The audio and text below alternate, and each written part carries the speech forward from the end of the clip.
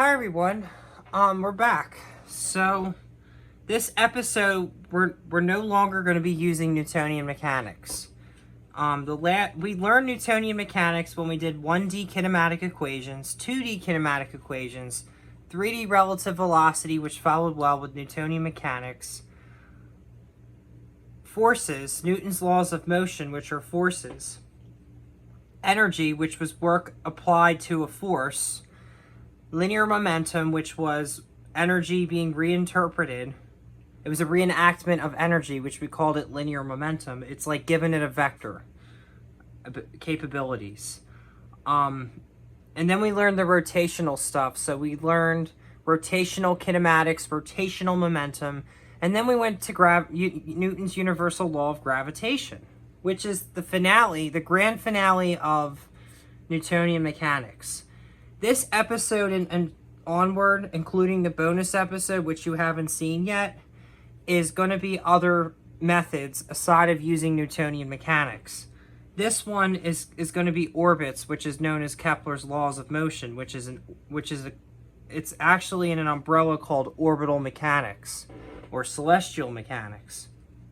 Now, if you're interested in this episode a lot, you should watch the show called The Three-Body Problem.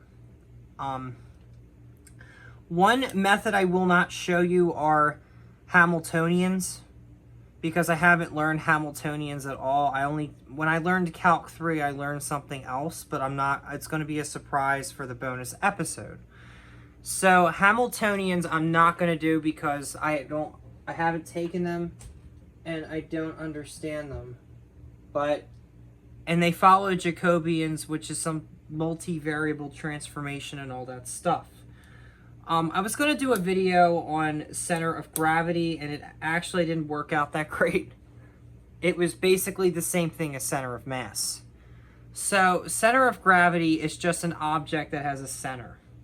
So like if a circle has a center, if an ellipse has a center point, if a cone could have a center point in its volume, then you would have what's called a center of gravity, which is the same exact thing as the center of mass. It wasn't a really great episode. It just didn't work out well. It's okay.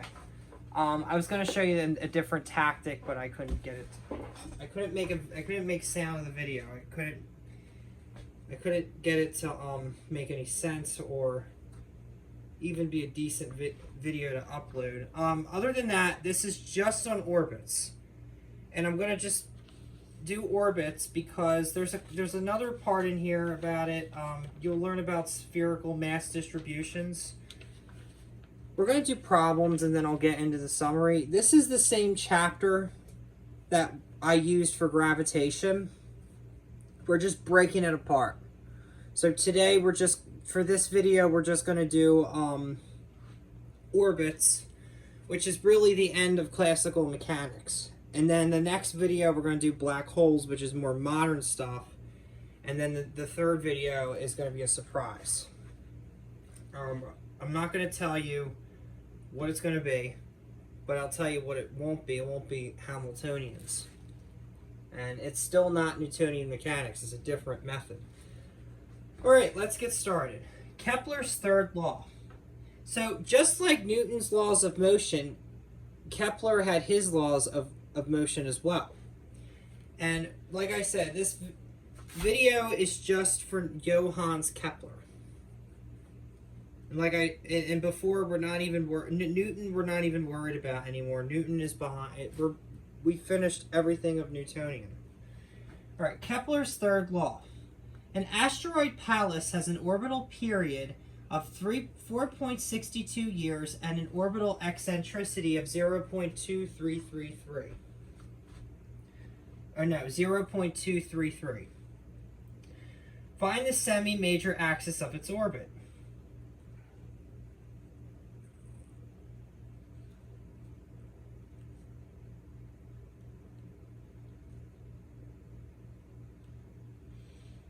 All right. So there is some converting that we have to do. Period, by the way, is a capital T. Is a period. I showed you when we did that. When we did rotational kinematics when we did rotational kinematics and rotational momentum, I did show you in one of those videos that big T is period. All right. So we got to do a little conversion before we even solve this problem first. We want to find out what is m sub s. This is the mass.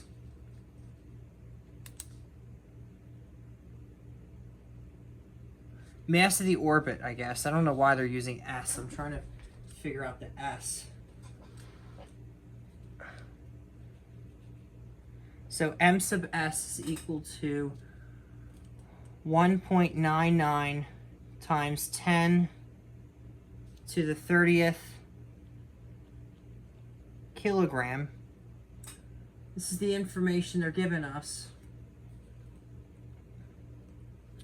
Oh, and the period, big T, that is 4.62 year. You have to do a little conversion. Let me rewrite this. M sub s is equal to 1.99 times 10 to the 30 kilogram. Period is equal to 4.62 year. Now, we have to convert this period first, so let's just do that.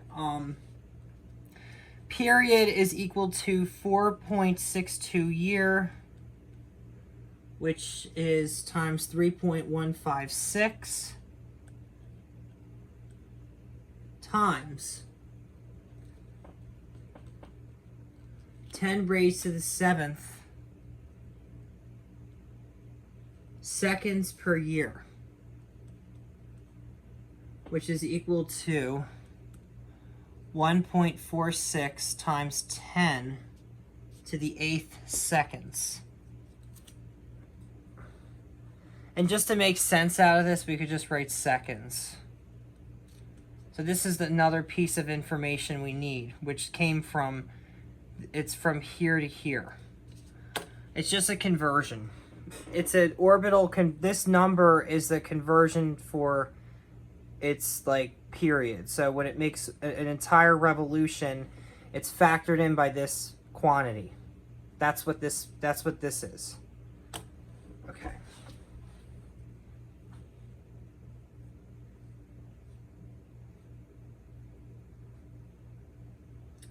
So there is an equation that I didn't show you. I don't like going through the equations. I like just doing a problem. So if you have a raised to 3/2, that's equal to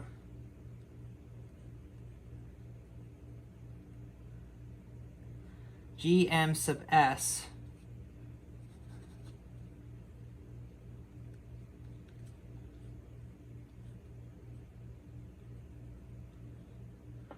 gm sub s raised to 1/2 times period, all divided by 2 pi.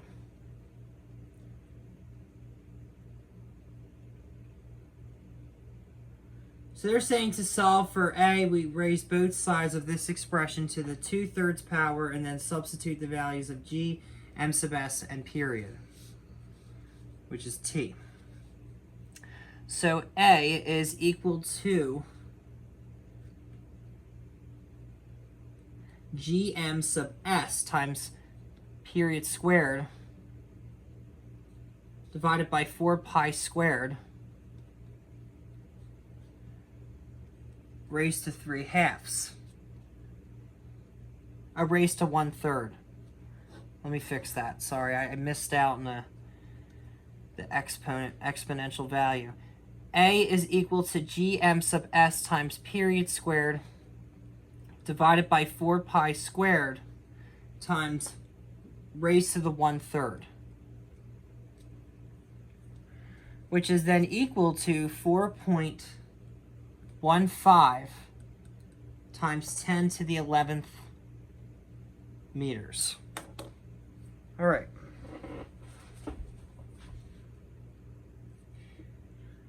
So our result is intermediate between the semi-major axis of Mars and Jupiter. Most known asteroids orbit in an asteroid belt between the orbits of these two planets. All right. Here's another good one. It's a comet. There's only 3 examples on this video. We're only going to do 3 problems. Other than that, once we're done all 3 of them, we can go right to the summary. This is a quick video.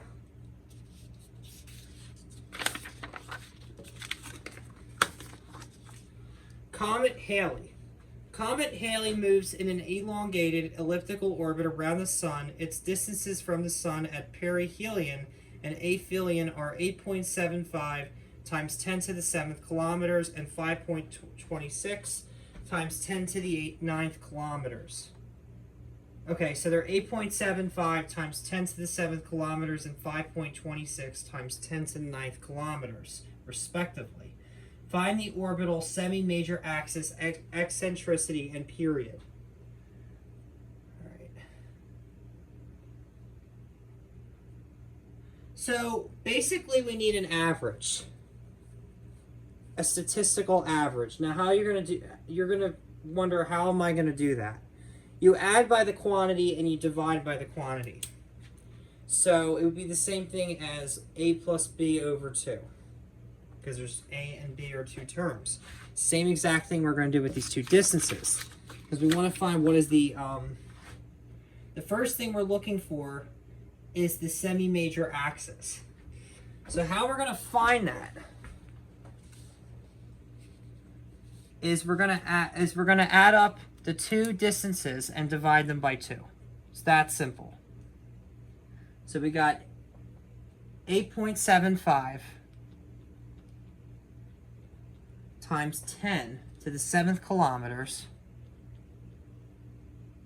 plus 5.26 times 10 to the 9th kilometers. And then all we have to do is just divide by 2. And then we're going to end up getting 2.67 times 10 to the 9th kilometers. All right. And now we need to know the eccentricity. So eccentricity comes from the formula semi-major axis minus eccentricity times the semi-major axis. Which if you factor out an a, you just get the semi-major axis times 1 minus eccentricity. Okay. And now we can just say that eccentricity is equal to 1 minus 8.75 times 10 to the 7th kilometers divided by semi-major axis is equal to 1 minus 8.75 times 10 to the 7th kilometers divided by 2.67 times 10 to the 9th kilometers. And that's equal to 0.967. So you could think of eccentricity as your ratio and proportion. It's kind of like that, but you're subtracting by a 1. It's sort of like that, but it isn't. All right. And then you want to know the period. By the way, pay attention to this because when we get into sound, you're going to thank me later with this video. It's going to apply a lot in sound when we do waves and all that stuff. You're going to have to know all this period stuff. So pay really close attention to the next equation and all of this that I'm showing you, because when we get even into electricity and magnetism, this will pave the way. So period is equal to 2 pi times semi-major axis raised to 3/2 divided by the square root of gravitation times m sub s, which is just a mass of an object, I suppose, which is equal to something divided by the square root of 6.67 times 10 to the negative 11th. That's a gravitational constant. That's the gravitation value, which is the gravitation constant. 6.67 times 10 to the negative 11th newtons meters squared per kilogram squared times the mass of the object, which of the asteroid, which is 1.99, or it's the mass of the comet in this problem. 1.99 times 10 to the 30 kilograms. Now I'd like to know, how did they get the mass of this comet? They must have just guessed by its velocity or something. I'm sure there's a mathematical way they figured it out. Alright, so we're dividing all this by 2 pi times 2.67 times 10 to the 12th meters raised to 3/2. And then this is going to end up giving you 2.38 times 10 to the 9th seconds, which is equal to 75.5 years. This is how long Halley's Comet takes to return. That amount of time. Like this much time. Isn't that crazy? Alright. One more episode. One more problem, and then we're going to go right to the summary. This, like I said, this video will be quick. I mean, it's literally as quick as a comet. Alright. Journey to the center of the Earth. Imagine that we drill a hole through the Earth along a diameter and drop a mail pouch down the hole. Derive an expression for the gravitational force on the pouch as a function of its distance from the Earth's center. Assume that the Earth's density is uniform, not a very realistic model. So we're only deriving. So you need to know the ratio of the mass to the sphere. The sphere of radius to the mass of the Earth. So you need to know the mass of the sphere to the mass of the Earth. This is just a derivation. I wasn't going to do this for a second because we're back to Newtonian mechanics again, even though I said we would leave Newtonian mechanics. That stuff I just showed you we did. Unfortunately, we're kind of back into it. I don't like that in a physics book when I have to take notes and stuff, that we end up going back to it. I'm not going to skip it because it is a derivation. So what they want you to know, I'm not even going to explain the problem. I'm just going to explain, instead of explaining the problem, I'm just going to explain the work. So basically what you want to derive is you just want to say that m over m sub e, it's just a ratio. Like I was trying to show you with that other problem. It's like a ratio kind of matter. M over m sub e is equal to 4/3 pi r cubed divided by 4/3 pi r sub e cubed. Now what's going to happen is the 4/3 is going to cancel. Pi is going to cancel. And then you're going to end up getting r cubed divided by r sub e cubed. And then you could write so m, you move some stuff around, you say that m is equal to m sub e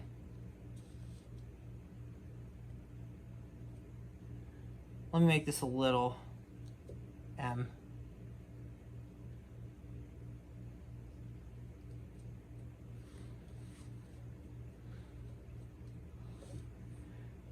You can't really see this, I'll fix it, no big deal.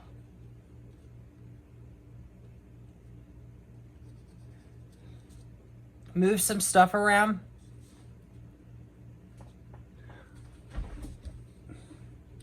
You get m is equal to m sub e times r cubed divided by r sub e cubed.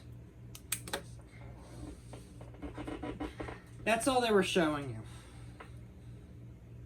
And then you want to know the magnitude of the gravitational force. By the way, what I was trying to show you here, and this is a terrible way to explain a problem, is what happened was you had this.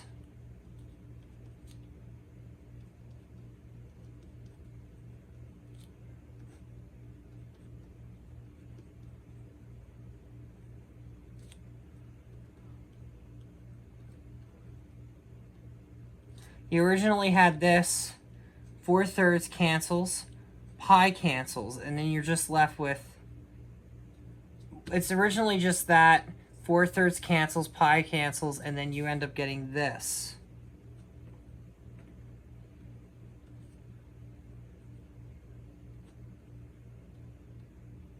And if you do some algebra, you basically multiply this m sub e up here, and then you would cancel that. You would do this. And then you would end up getting this formula here. All right, and then the gravitational force. You end up just getting it, well, this ends up becoming equal to gravitation times mass times little mass divided by r squared, which is equal to, and all they did was substituted this m for m. This is, so m, you got to remember that m is equal to this, so you're going to substitute this little m right here. Actually, not this big m. My bad. Let me redo that for you. F sub g is equal, the gravitational force is equal to gravitation. We're substituting that m. And then when we do substitute it, you're going to get g m over r squared times m sub e times r cubed divided by r sub e cubed. And then when you multiply everything in, I guess you factor in the g, you factor in the m, you take care of this r, this 3 would turn into a 1, and then the 2 would just go to a 0 because 3 minus 2 is 0. And then r raised to 0 is just 1. Any exponent raised to the power of 0, any variable raised to the power of 0 is 1. Anything that raises to 1 stays by itself. It's an exponential rule. So then this just becomes equal to gm times m sub e divided by r sub e cubed times r. Now you'll notice that this r can be expressed as a unit vector, which I'm not going to even worry about for this video. And this also applies to Coulomb's law. This is just a derivation to prove Newton's gravitational force, which is Newton's gravitational law. It sucks that I'm trying, my goal with this video was to try to escape from Newtonian stuff, and we ended up going back to it again. I'm sorry about that. Sometimes I guess beggars can't be choosers. I'm just trying to see in the black holes, are we going to end up doing Newtonian crap again? Looks like we're not. We're not. So when we get to the next episode, the next video, we won't have to worry about Newtonian. And by the way, when we get into the bonus one, you're not even going to see one speck of Newtonian mechanics in it. I promise you and guarantee that there won't even be one increment of Newtonian mechanics. Not that I hate it, it's just that you should learn other things. You should learn different methods to do a problem. That's what I was just trying to explain there. All right, let's get into the summary, and then I'm going to wrap this up. So we were just doing orbits today. And this is a very quick video, like I said. There's nothing long about it. Okay, so if you want to do a speed in circular orbit, you'd say that the velocity is equal to the square root of g times the Earth's... Velocity is equal to the square root of gravitation times the Earth's mass divided by the radius. And we call this speed in circular orbit. Now, if you want to do period in circular orbit, you say the period is equal to 2 pi r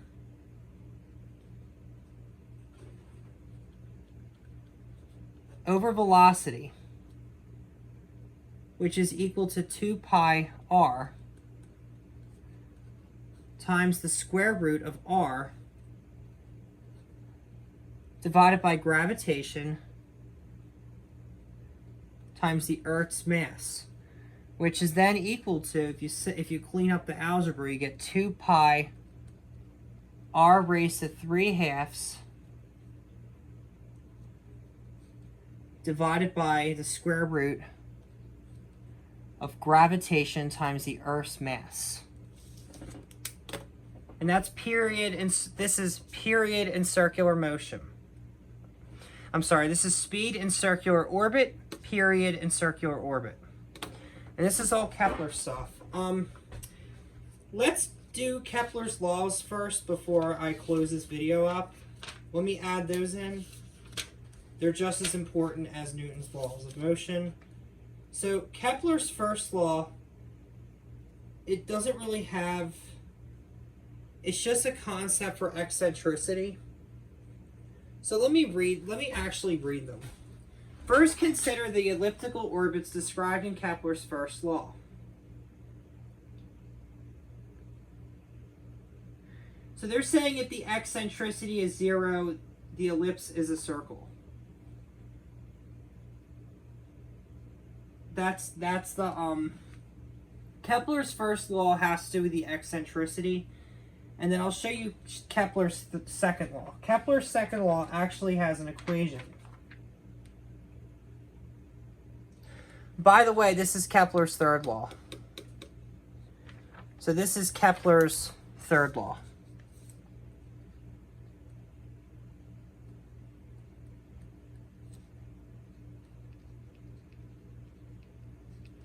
And then I'm just going to show you Kepler's second law.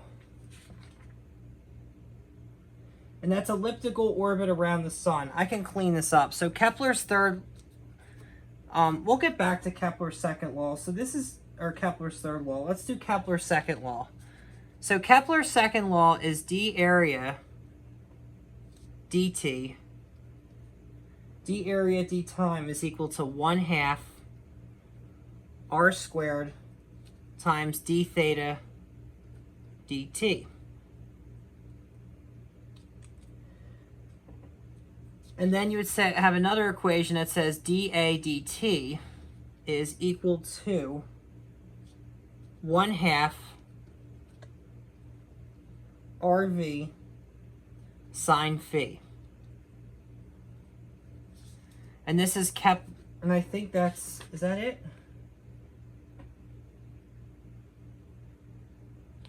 So if you want to go in vector form, you would then say d area dt is equal to 1/2m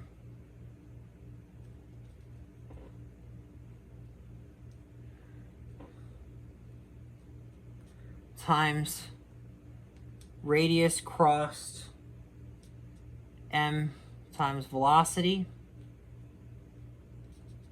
which is equal to L/2m.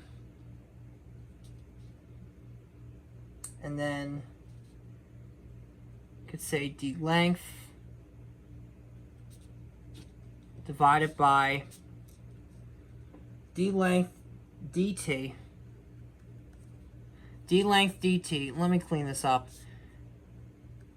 d length dt is equal to tau, which is equal to r radius cross force. So d length dt is equal to torque, which is equal to radius cross force.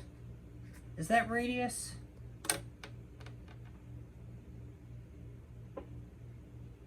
Oh, it's it's not radius, it's momentum.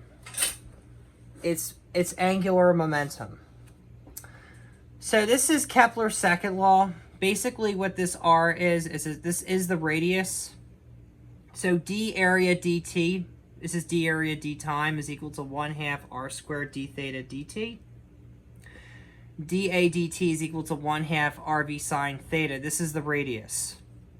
In vector form, dA dt is equal to 1/2m times rotational momentum across m velocity is equal to L/2m, and then d length dt is equal to torque, which is equal to rotational momentum cross force. And this entire thing here, all of this, like all four of these equations, this is Kepler's second law. Oh man, you can see how tired I am. This is Kepler's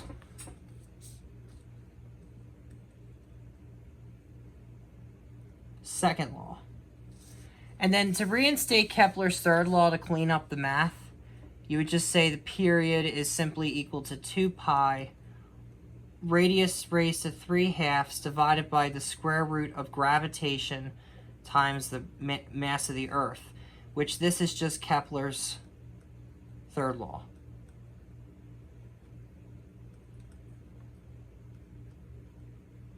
And by the way, there is a Kepler second law. It's just this. It's really, I mean, there is a Kepler's first law. It's just that. It's really stupid. It's just saying the eccentricity is equal to 0, then it's a circle. Let me write this a little bit better. So this is Kepler's first law.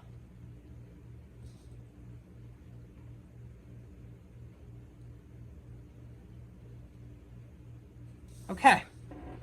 Kepler's first law, Kepler's second law, which is very complicated, and then Kepler's third law. A little weird, isn't it? A little wacky compared to Newton. All right. This has been a great episode. Now, the next video will be next week, and what I like about it is there's non-Newtonian stuff in there. You're not going to see any Newtonian mechanics. I don't even think there's orbital mechanics either, but I'll take a look at it again. Let's see. It's going to be on black holes. There might be some orbital stuff in here, but it's non-Newtonian mechanics. So you'll learn about really good stuff, the Schwarzschild radius, all of that. That's where on this show Spaceballs, May the Schwartz be with you. So that came from that show. Or that came from the Schwarzschild radius equation joke. Because he would say, May the Schwartz be with you. Mel Brooks. Alright. Yeah, this has been a great episode. And like I said, next week is black holes. And that'll be our final episode. And then there's going to be a bonus episode the week after. It's actually going to benefit. It's going to benefit if you really want to climb the physics ladder. I mean, especially with the final one that I'm showing you. I went to a community college, and I did not learn physics this way in a classroom, but I learned it through a textbook this way. They don't like to do Kepler's laws of motion. They just stop at gravitation. But I'm like, screw that. We're going to do Kepler's orbital mechanics. Let's just kick it up a notch. And we're also going to do black holes. So I refuse to stop at the little stuff. And we're going to do some other methods. So, like I said, this is interesting. All right, thanks. Bye.